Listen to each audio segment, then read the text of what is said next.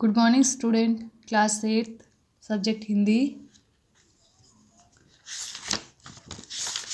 आज हम आपका दोहरान कार्य स्टार्ट करने जा रहे हैं, जिसमें सबसे पहले हम पार्ट 1 लेंगे। पार्ट 1 है ध्वनि कविता।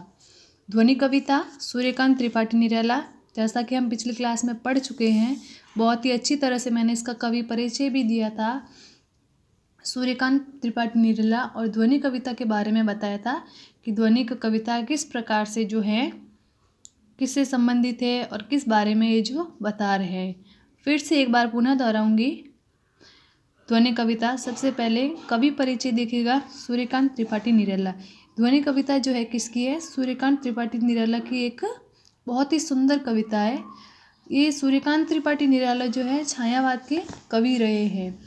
उनका जन्म 1897 में हुआ था। कब हुआ था? 1897 में बसंत पंचमी के दिन ही हुआ था।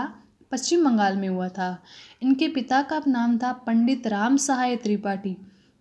निराला जी ने संस्कृत, बंगला, संगीत, दर्शन शास्त्र और हिंदी का गंभीर अध्ययन किया और उसके बाद ही उन्होंने साहित्य के क्षेत्र में कदम रखा। इसके अंतर्गत उन्हें बहुत सारे पुरस्कारों से भी सम्मानित किया गया और जिसके अंतर्गत ये साहित्य के क्षेत्र में आने के बाद ये किसके कवि बन गए? छायावाद के कवि बन गए।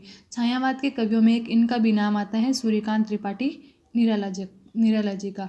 उनकी इस कविताओं में से एक कविता है ध्वनि कविता।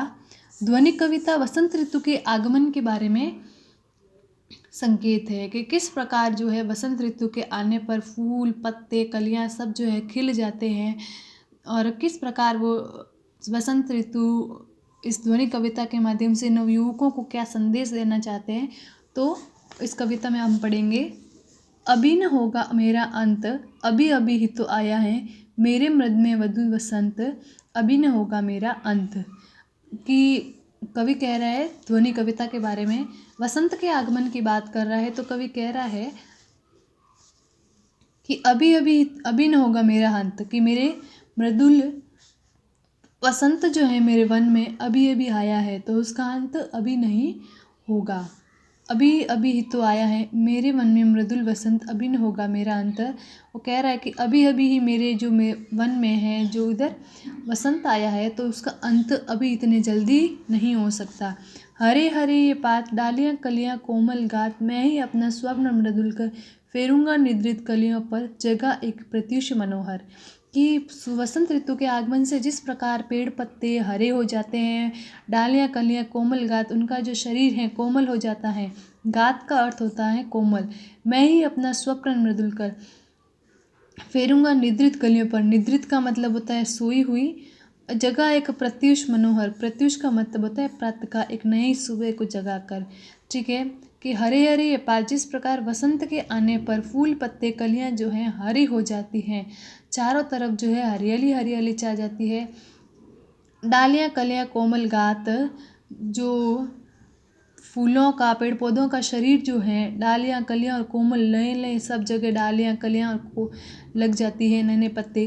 तो उन कोमल कलियों पर जो है, जो सोई हुई है, उन्हें जगाने के लिए मैं ही क्या करूँगा? उन पर हाथ फेरूँगा, उनको स्पर्श करके अपने स्पर्श से उनको जगाऊँगा और एक प्रत्युष मनोहर और एक नई सुबह के लिए उनको जगाऊँगा। पुष्प पुष्प से तंद्रालस लालसा खींच लूँगा मैं। तंद्रालस का मतलब होता है आलस्य, कि पुष्प पुष्प में जो आलस्य भरा हुआ है, मैं अपने स्पर्श से उसको क्या कर दूंगा? खींच लूँगा, दूर कर दूंगा।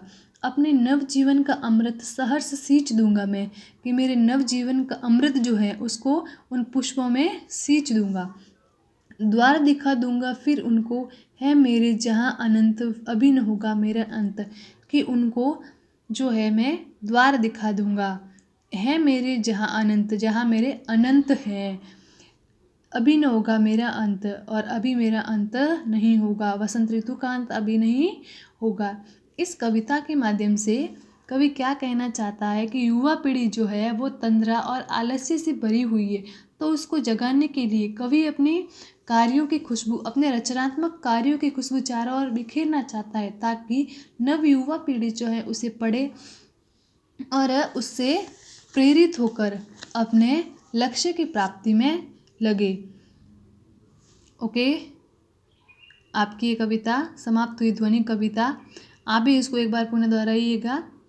Thank you.